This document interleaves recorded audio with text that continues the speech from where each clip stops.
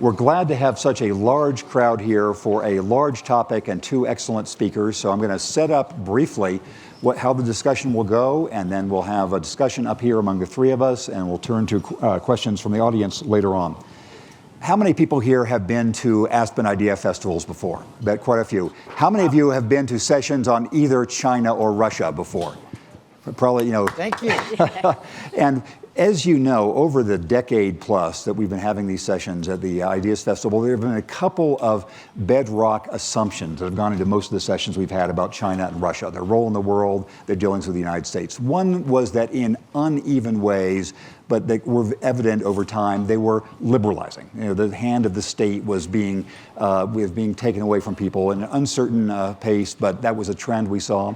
We thought in various ways they were integrating into the world system, and the U.S. part of the world system, economically, militarily, diplomatically, and all the rest. And we thought, well, those were the two things on which most of our assumptions were based. We thought as well that it was necessary for the U.S. to have a nuanced, complex, long-range, multi-agency strategy for dealing with all of these powers, because they were so important, and the combination of carrots, sticks, lines, incentives, connections, these were things that would be necessary for the U.S. to have these very important relationships to work out.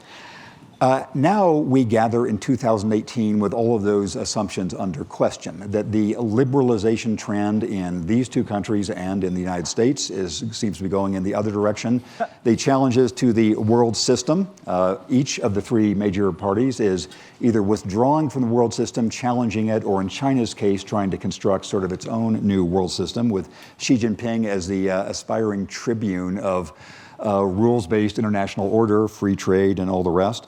And the U.S. strategy towards these countries is quite apart from the long-range, multifaceted, unemotional, non-private interest-driven strategy that we would like to have seen. So we're going to have two eminent experts on both Russia and China, and both of those countries' relationships with the United States, tell us how we should think about this stage in our history. What's happening in these two countries, what's happening with them and their neighbors and the rest of the world, what's happening with them in the United States. And so just to introduce very briefly each of our two panelists, whom you are familiar with and you can read about further. In the middle is Elizabeth Economy, who is a longtime specialist on Chinese environment, Chinese economy, Chinese everything.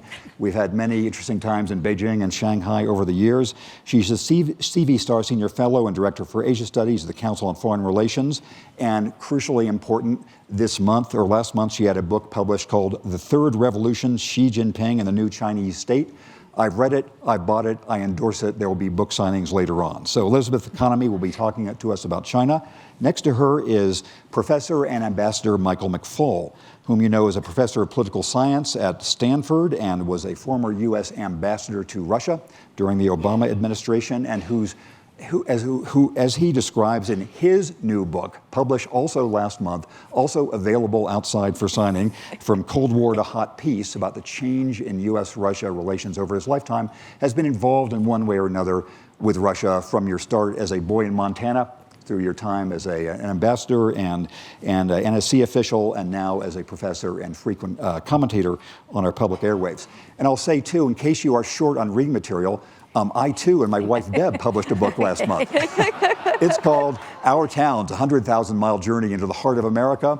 It will be available outside, too, as we will.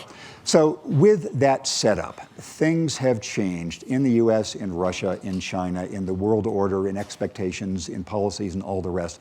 And I have an unfair question for each of you initially. Unfair, I'm going to start with Elizabeth Economy, because your book is a very comprehensive argument about all the ways in which things have changed in China under the Xi Jinping era and how we need to respond.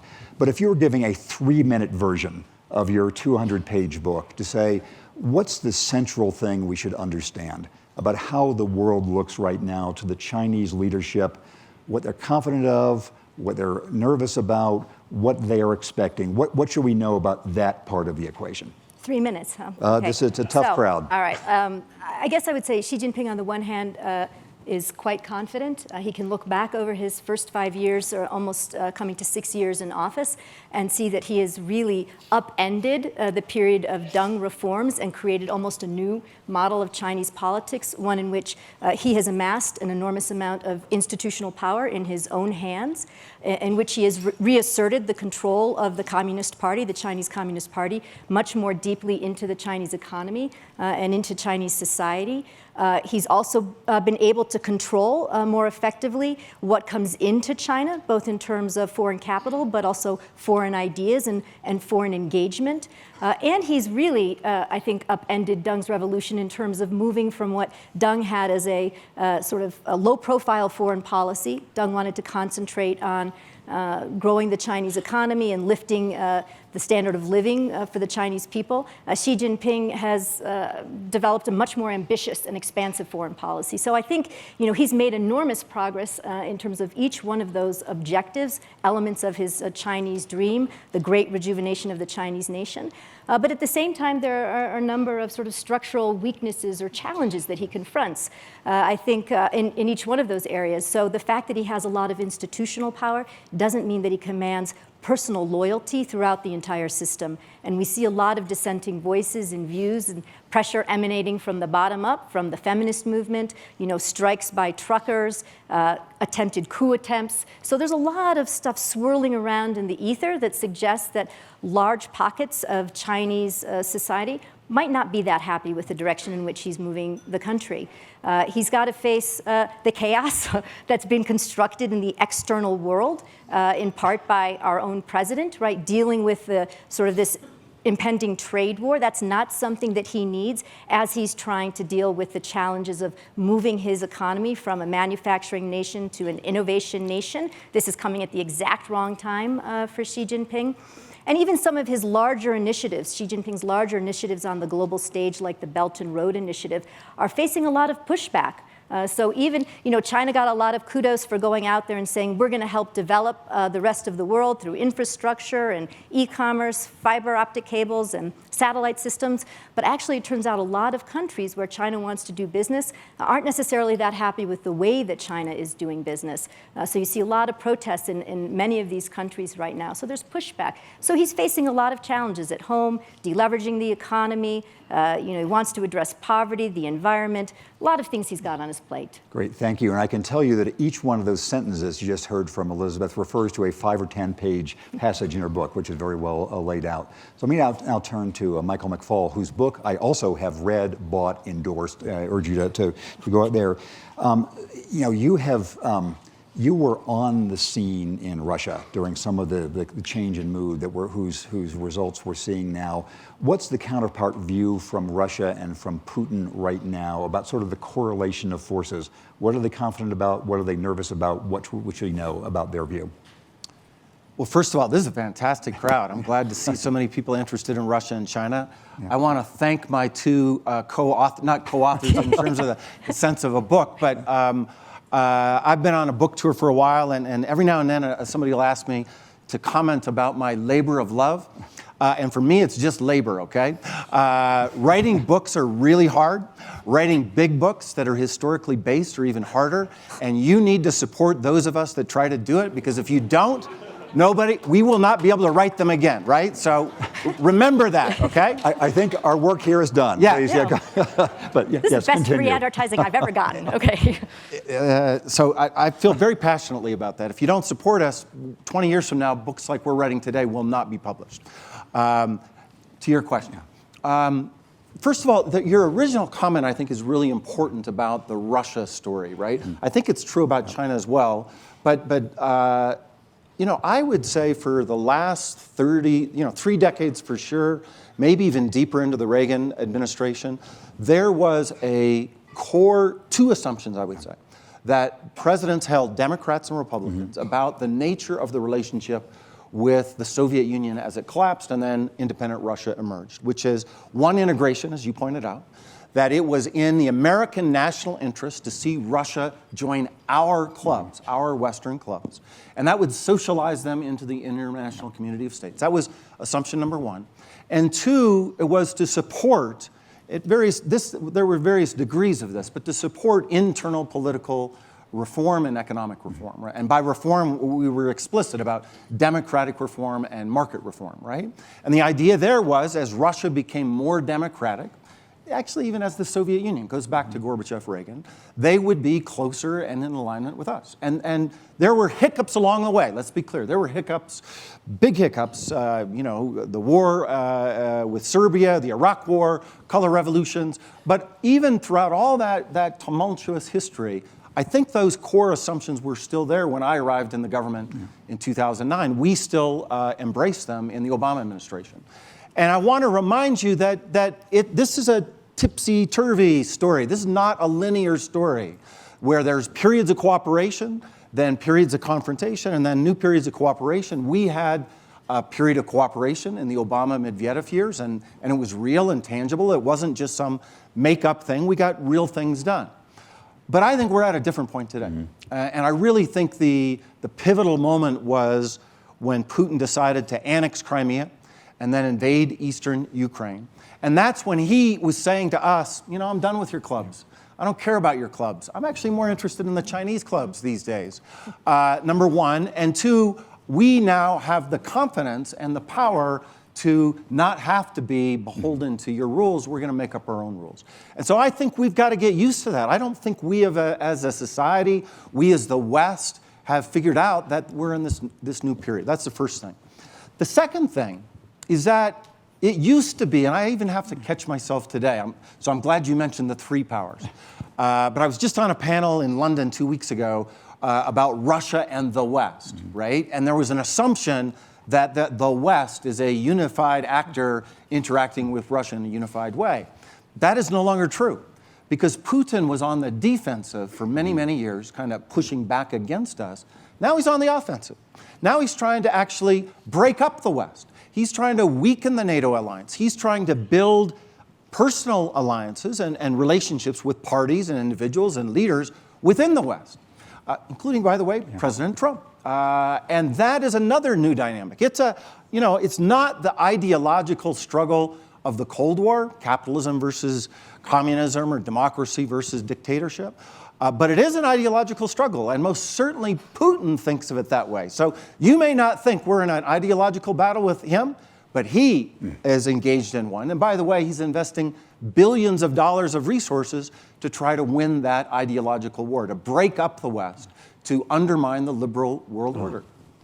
Thank you very much. So to extend from what you both were saying, there's a reason we're having Russia and China together on the same panel, apart from having two excellent speakers and recent book authors who are here at the same time, which is there are apparent similarities in these countries' situations right now and the relationship with the United States. There are new strongmen at the top of each of them. They're sort of increasingly troublesome for the U.S. in various ways. They're challenging, as you've each said, our assumptions of previous decades about the natural trend of liberalization and integration.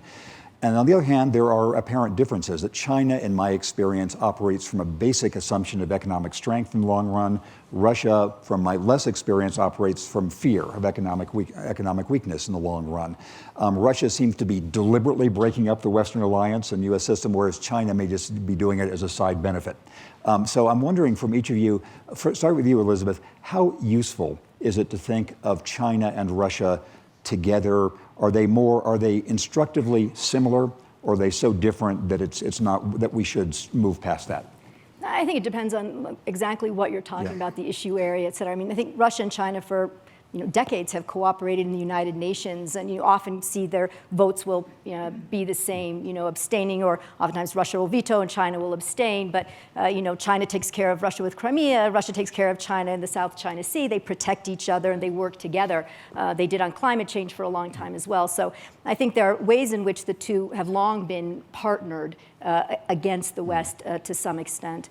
But I think I want to take issue with a little bit of what you said in terms of China trying to sort of change the rules of the game by accident. I actually think that China very much on purpose is trying to change the rules of the game now. And I think it's one of the great underappreciated challenges that China poses for the United States is the extent to which Xi Jinping is trying to take the norms and values and the sort of political repression and constraints that he's putting on at home and export them abroad, right? And I think he does this in two different ways. First, in terms of exporting an element, at least, of a China political model, right? Going out to Africa, right? In 8 African countries, you now have Chinese officials there training them on how to do propaganda, how to manage political stability. Wow. You have China exporting its surveillance system, right? All those 127 million cameras that they want to get up to 626 million cameras by 2020, exporting them to Pakistan and to other countries. So I think that's one way that we don't necessarily focus on, that China's trying to change the rules of the game. And the second is in international governance and in the United Nations, and when you think about the internet governance, right? Negotiations over cyberspace, right? And internet sovereignty. China has a very different conception of what the free flow of information should look like, which is basically not even the free flow of information within China, much less the free flow of information between the rest of the world into China and back. But on human rights especially, I think there was an article in the Times today talking about Russia and China working together, right, to decrease the number of positions related to human rights and peacekeeping. That's just one small example of the kind of challenges that I think Xi Jinping poses. I'll just finish. He had a great speech in 2014 where he said that he wanted China to be able not only to help contribute to write the rules of the game, but to construct the playgrounds on which the games are played. And I think that really speaks quite fundamentally to the role that he sees China playing in the future in terms of the norms and the institutions that are going to shape the world. And as a segue to a similar question for Ambassador McFaul, so the part of disruption of the U.S. model that seemed to me different between Russia and China is sort of direct intervention in U.S. politics, which I'm not aware of as much Chinese participation. I agree on the worldwide roles, but tell us both about how Russia sees this disruption inside the U.S. and whether you think it useful or not useful to think of Russia and China as a unit. Well, first on Russia and China, it is important to realize that they do cooperate on these international stages, and I, you would be more expert than I, but I think right now their relationship is probably closer than ever before, and most certainly Putin speaks about that as a point of pride of his personal diplomacy, right? Now, I think in the long run, Russia's got a lot of problems with China because they're the weak partner here. And you go out 20 or 30 years, they become the weaker partner because of economics. They do not have the ability or capacity to influence the international rules of the game, like Elizabeth was talking about. Who cares what Russia thinks about that? Nobody. Belarus, I think, does, but not many. But maybe Moldova does too. But their ability to do that is a lot more constrained. And I also think over the long term, in terms of economics, in terms of immigration patterns, there's going to be tension in that relationship in the long term. Russians are afraid of the Chinese. After 3 vodkas, Russians are afraid of the Chinese. 1 vodka, they're our best friends. 3 vodkas, they're afraid of the Chinese. And when I go to China, I spent about 6 weeks in China a couple years ago, looking at Russia-China relations. I can't go to Russia anymore. I'm on the sanctions list, so now I go to China. They'll sanction you soon too. I'm worried about that. Tricky there too. I'm worried about that. We have a big operation there at Stanford that I'm in charge of, so I hope they don't do that. But I sensed, and I want to hear Elizabeth's response to this, a real confidence vis-a-vis the Russians that the Russians don't have vis-a-vis the Chinese. Like, they're playing a long game. Russia looks like a mess to them. They screwed up with the transition, right? China avoided the breakdown of the Soviet Union. Whereas when I hear the Russians speak about the Chinese, I don't hear that same confidence. So I want to... Yeah, absolutely. I mean, I think the Chinese look at Russia in 2 ways. One, what we never want to do, right? That's the Gorbachev model, and yes. Xi Jinping talks about that and writes about it. And the territorial very breakup, clearly. particularly. Right, exactly, Yes. right? Yeah. And also the failure to have a set of core values within the Communist Party. Right. That was a big thing Another for big Xi thing. Jinping as well, right? Right? That the Russians allowed the system become endemically corrupt and didn't address it, and so I think that's one. And the other is, as you suggest, really that Russia's the junior partner in this relationship. And so they will the bolster. Shanghai Cooperation Organization, That's not right. the That's right. Petersburg Cooperation Right. Organization. Right. And also Putin sort of subsumed his, the Eurasian Economic Union into China's Belt and Road Initiative, right? He linked it up. At first he was going to try to compete in Central Asia, and then I think he realized there was no competing, right? And so linking that up. So I think the Chinese look at the Russians and think, you're junior partner, you're useful, right? We can partner, we can push against the United States. We do big military exercises together now. That's something new that's happened recently, sort of the expansion of those exercises. But in general, they look to the United States. Right. That's their focal point. It's It's not Russia. But to your point about intervention, violating our sovereignty, I always get in trouble with the verbs I use. So violating our sovereignty, let's be clear about it. It's not meddling or hacking.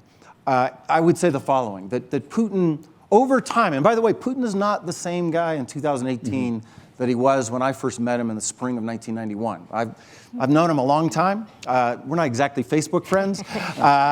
Although given what goes on Facebook, maybe we are. Maybe he's trolling me every night. Ivan Ivanovich is actually Vladimir Putin. So we can talk about the evolution of his thinking, but it has evolved. He didn't start there. But today, the cards that he holds, he's willing to play in a much more aggressive way. So if you think about Crimea, I mean, we thought annexation was done. That was part of the World War II settlement, right? He was willing to do that. Think about the military intervention in Syria. He would not have done that in 2001, 2002. He did it, and then what he audaciously did in the United States, those are things that I doubt that Xi Jinping would ever think about doing. And so far, he thinks that the price that they've paid has been rather minimal, and I think that dares him to do more of those kind of things. So he's got pretty weak cards, but he's not afraid to play them. To follow up on that point, as a segue to how the U.S. deals with both of these powers, is there something that the U.S. could have done over the past 2 years or could do now for the years ahead to increase the price or reduce the ease of this kind of violation of sovereignty? Yes, of course. And what would that be? Talking about just about America or the whole thing? About the U.S. electoral, civic, and information sphere. Well, I mean, to go back to 2016 and what the Obama administration did or didn't do, these are all friends of mine who are involved in this decision making. I do think it's important to realize the dilemma they faced. No matter what, had they done more, it would have been perceived as a political act, and it's easy to dismiss that now, but in real time, and I was talking to them in real time, that's the way it felt. I would have done more. I said it publicly then, so I can say it now. I mean, even little things, like I worked at the White House, right? I know what a rollout is of a new policy. And if you remember, because I do, October 7th, 2016, that's when they rolled out their findings about what the Russians were doing, right? Now, if you want to get attention for that, here's how you do it. You have the information you're going to give the press. You then call, is David Sanger here? No, At this David, conference? you here? He has been over the years. Over the years, I usually see him here. So we often call David Sanger. I remember, for instance, 2009, when we told the world about the secret nuclear program that Iran had, we called David Sanger. And we took him over to our hotel room. We were in Pittsburgh, of all strange places, for a G20 meeting. And we walked through, for 3 hours, what we knew, so that we got a clean first cut with a really expert guy to tell the story. By the way, pissed off other journalists, but that's the way it works. And then that whole day, the next day, we had the President of the United States, in front of 500 journalists, talking about what it was. And then, for that whole day, I, as the Russia guy, but it was a team, were spin's not the right word, but shaping the story, giving information. We had decided what we were going to tell everybody, and that's how you do it if you want to get the people's attention.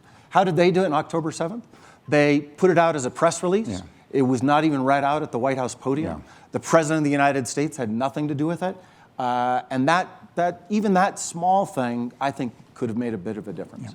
Yeah. In terms of today's a long, I don't know if you want me to go into the long list of what we got to do today. We can get, so the short list, what we can do But today. the first thing, because he just tweeted about it just 60 minutes ago. The first thing is to recognize and acknowledge that Russia did this. I mean, our president is still quoting Putin saying, well, Putin said we didn't do it. That's outrageous, folks. I'm sorry. Our entire intelligence community came out with a report that said that they did it.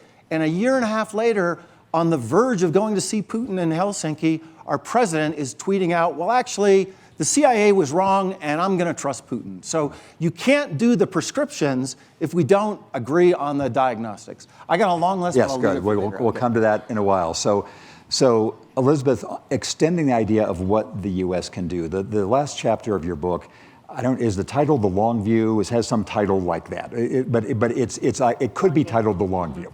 And it's essentially saying how the U.S. over the decades, with all its different resources and with its allies and with soft and hard power and et cetera, can try to configure the world in such a way to steer China in directions we favor.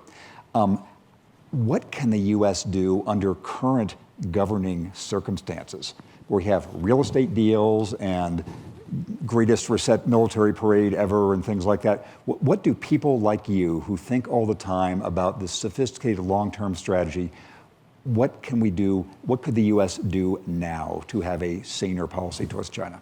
Well, I think, look, if you take President Trump and what he's done with China on the trade issue, for example, I think it was not a bad move to threaten the tariffs right up front.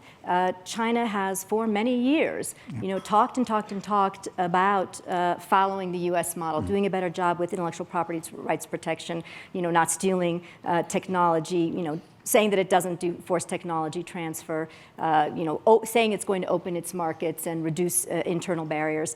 And we've given them a long rope, a long leash for this, and a kind of belief that as long as we model best behavior, that China will eventually follow, right? That is the trajectory. I think the Trump administration rightly said, enough is enough.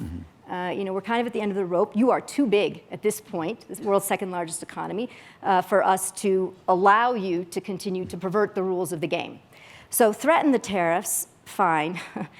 Now we're at a threat of $450 billion of goods that we're going to put tariffs on. I mean, it's ludicrous. And I think the problem is that we set out that first set of tariffs, the $50 billion, right? Targeted them at the sort of areas of cutting-edge technology that China has put in its Made in China 2025 program, right? Protectionist industrial policy.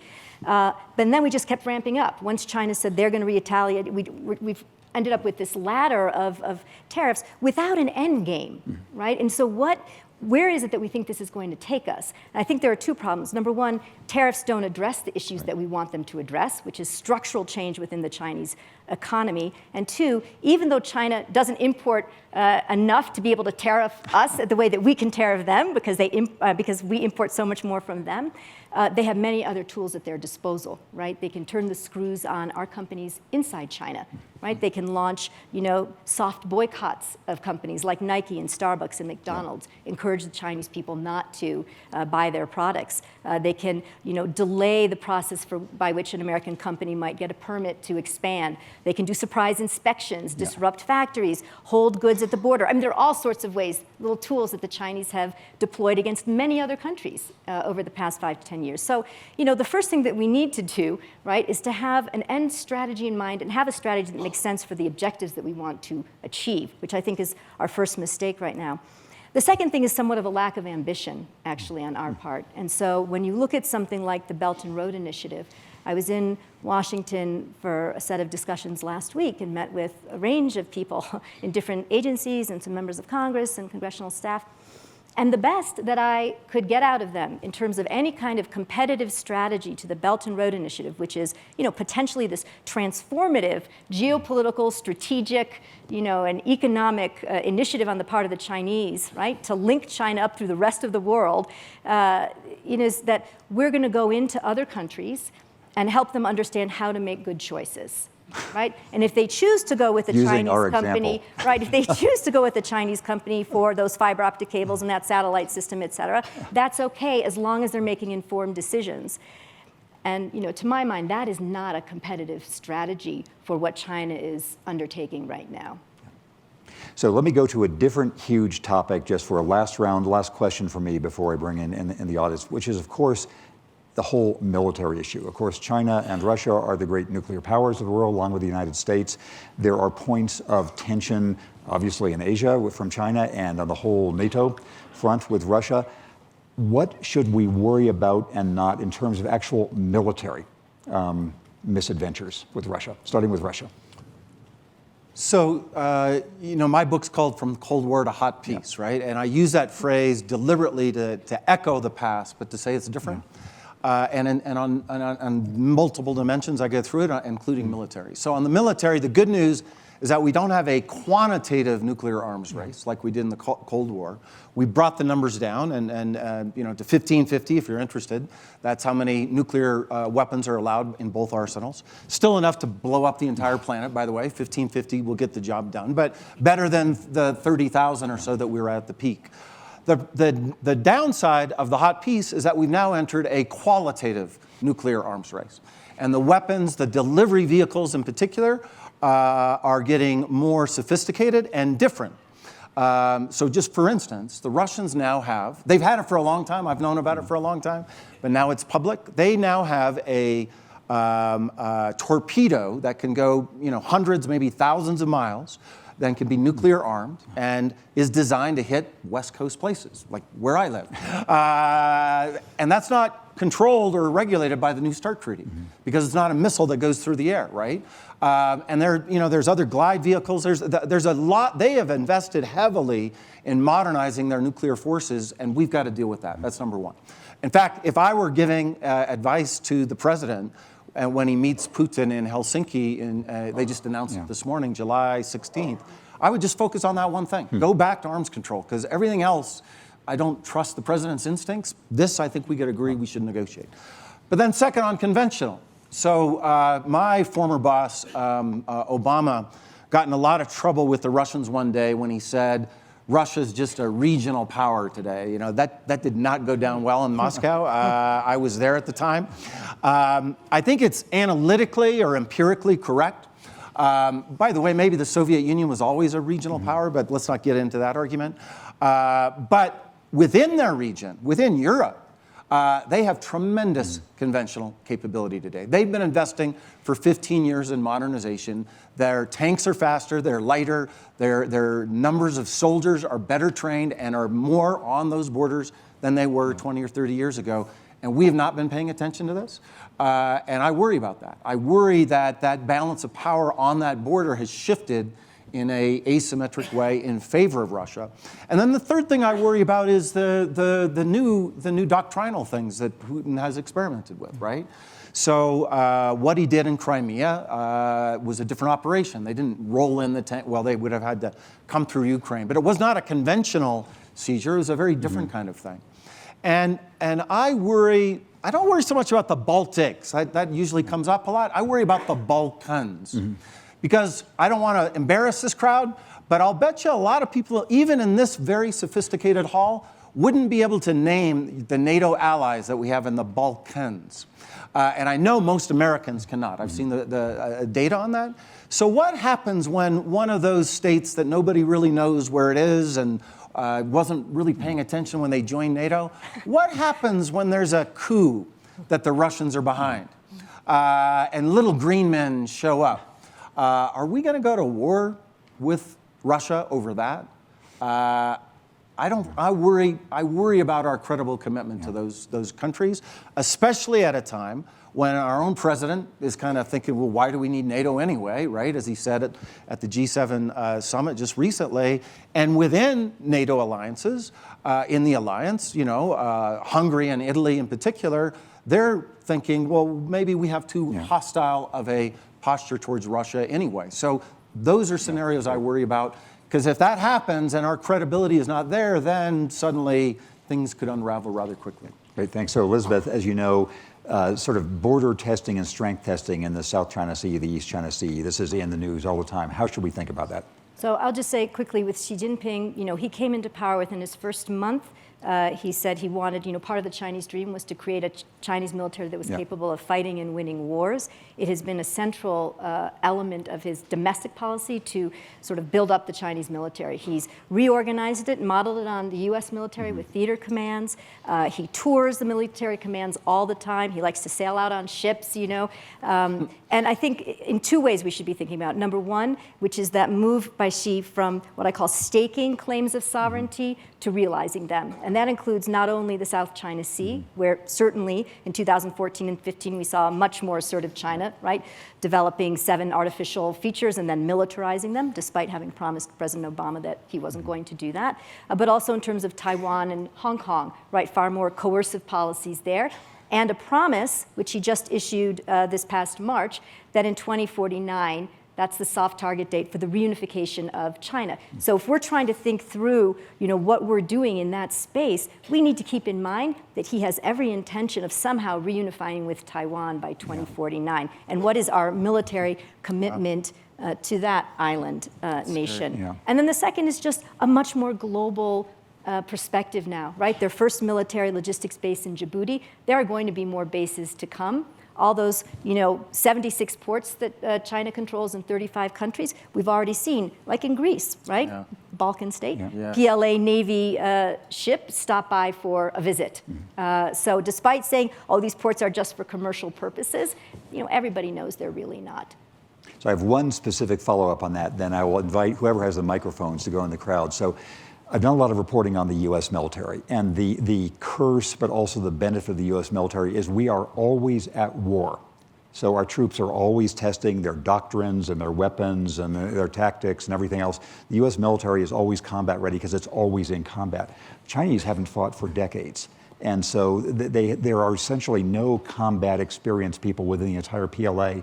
Does that give them appropriate caution, do you think, about... No. Absolutely not. No, and in fact, there was a military commander not that long ago that said they should, in fact, have some practice. Maybe they needed to do something so they could have some practice, but no, they are primed and ready. That is not causing them to feel cautious. I mean, we're concerned, but that is not causing them to feel cautious. And they are only becoming more emboldened.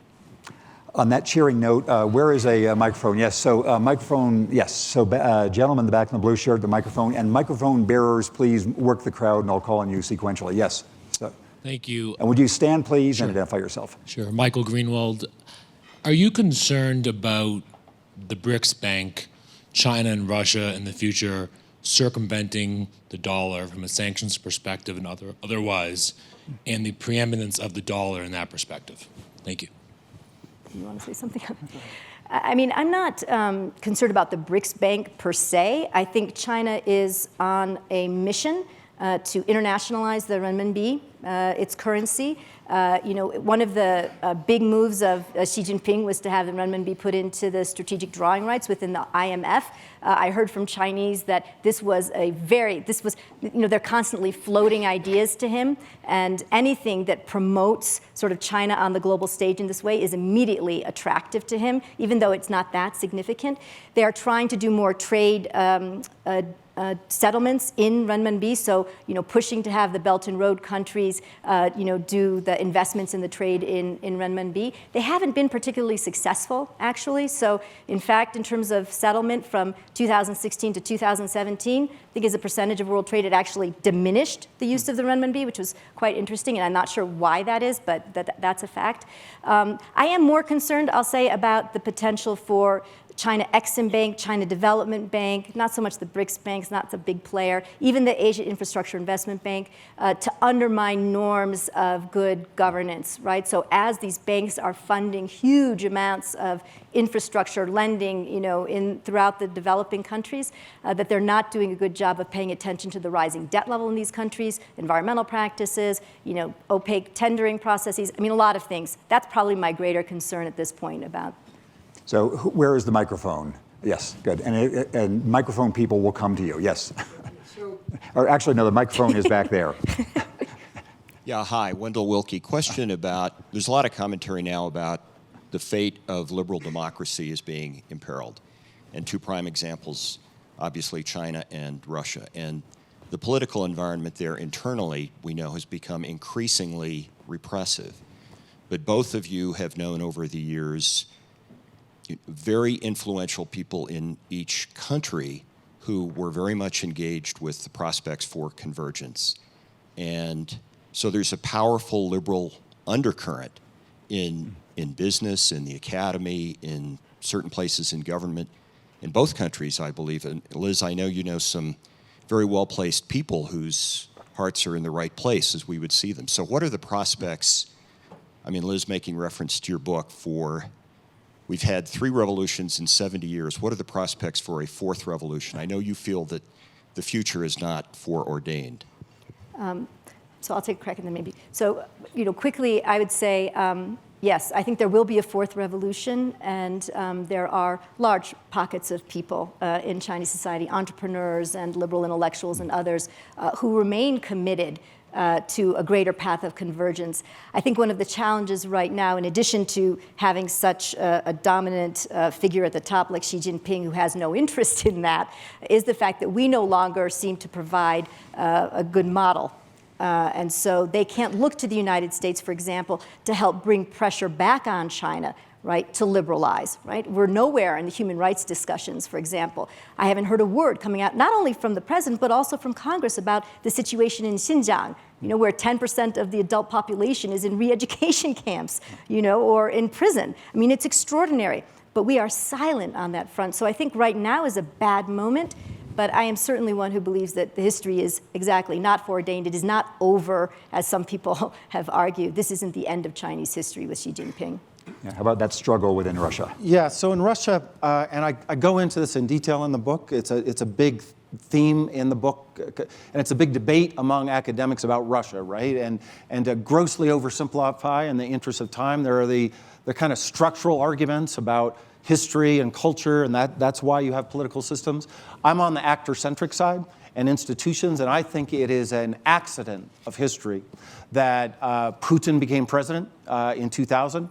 It was not foreordained. It had to do, if you were part of that August 1998 financial crash and what you were doing, you helped bring Putin to power. Because in the absence of that event, he would never have been named prime minister and he would have never been president, right? The guy that Yeltsin wanted to be president, his name was Boris Nemtsov. Mm-hmm. He was the heir apparent. He was chosen by him. Everybody knew it. And then his government had to be dissolved because of that financial crash. And Russian history and trajectory would have been radically different had Boris Nemtsov been anointed by Yeltsin and become president. That's the first thing. Remember that, at least for me, this is more contingent than other people argue. In terms of the medium run, I'm not very optimistic. I think actually Putinism will last as long as Putin is there. And the guy works out 3 hours a day. He's playing for the long game. After Putin, there are 2 things that are interesting. One is they don't have a succession plan. And by the way, in my field, we used to always talk about how brilliant the Chinese were about succession until, they actually had a system. Russia never had one. Now that's changing. Don't have it either. And I don't know what will happen then. I want to be clear. And you should not believe anybody who tells you that they know what is going to happen then, either in the academy or from the intelligence community. We're really bad at predicting these revolutions or political change. But there is a tension in society. It sounds not that different from what Elizabeth just described inside China, where not just opposition figures, which get attention, but within the regime, within the government, most certainly within the business community. A lot of the business community do not like this trajectory, right? And I mean very serious people at running very big companies in that place, but there's no choice. Putin's in charge, and that's the rules of the game now. And my prediction is there'll be a big fight, and I don't know who will win, but it will be a fight. It won't just be this evolutionary thing where Putin says, Shoigu is going to take over, and there's a smooth transition there. I think it'll be a big fight. See a microphone back here. Yes. Good morning. Thank you for your comments thus far. I have your name, please? David Lichtinger. My first question, it's a yes or no question for the ambassador. Did you support lethal weapons being sent to Ukraine when you were ambassador, and do you support it now? And then my Chinese question is, given where we're at now and where we are with the tariff situation, what would you do, given the situation, to bring about real change and how the Chinese behave in skirting all the WTO rules?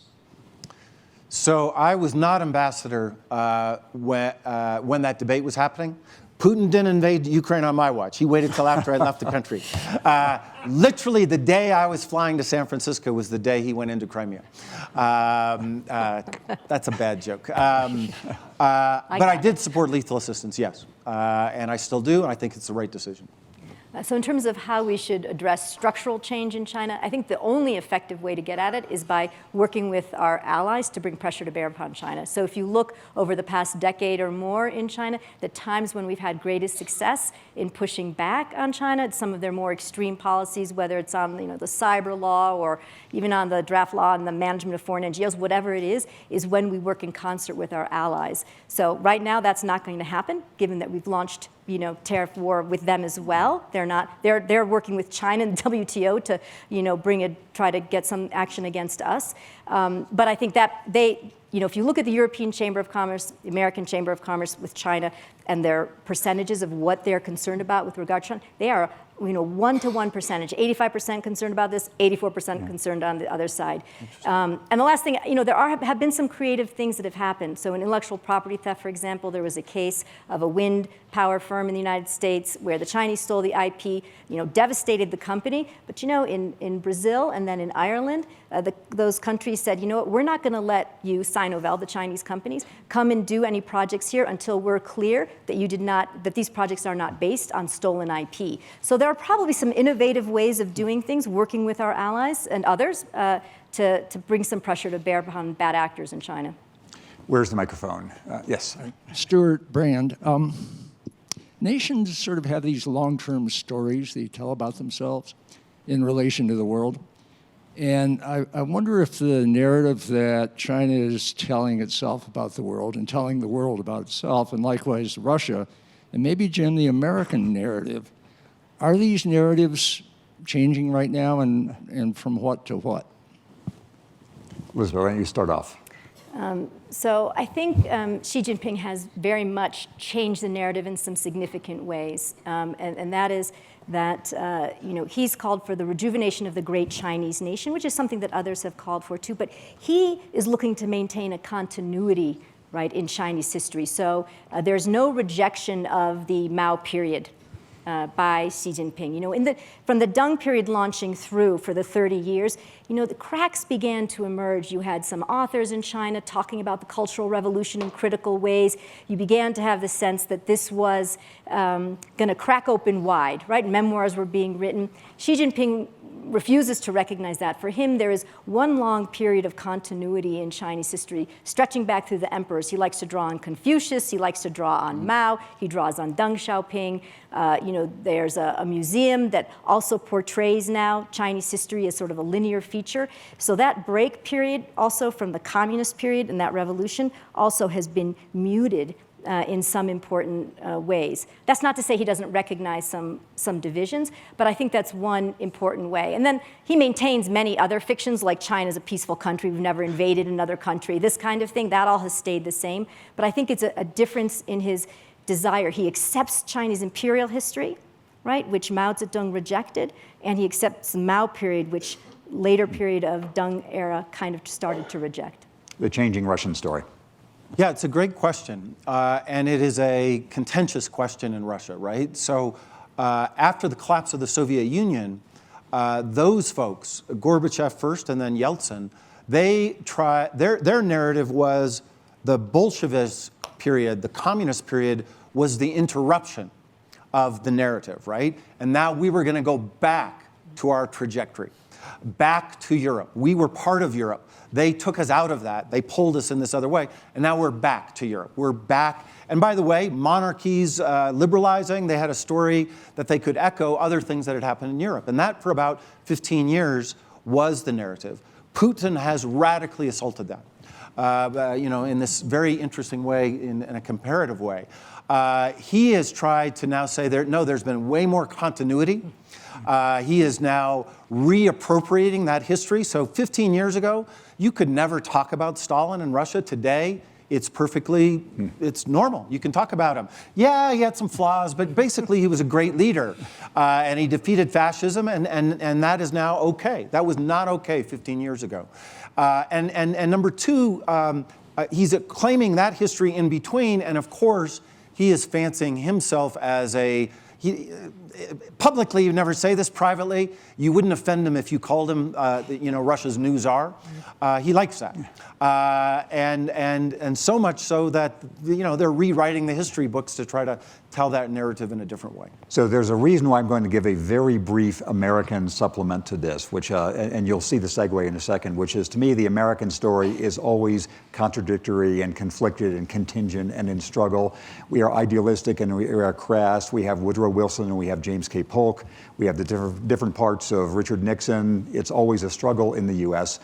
But I mention this because the questioner is Stuart Brand, and Stuart Brand, is a figure we've all looked up to, and Deb and I modeled our new book actually on Stuart's Whole Earth Catalog. That was sort of our intellectual model for that. And the reason for my saying that is we've hit the limit for our time, so all the questions you want to ask our panelists will be out at the book signing. So please join me in thanking the panelists and for this wonderful discussion.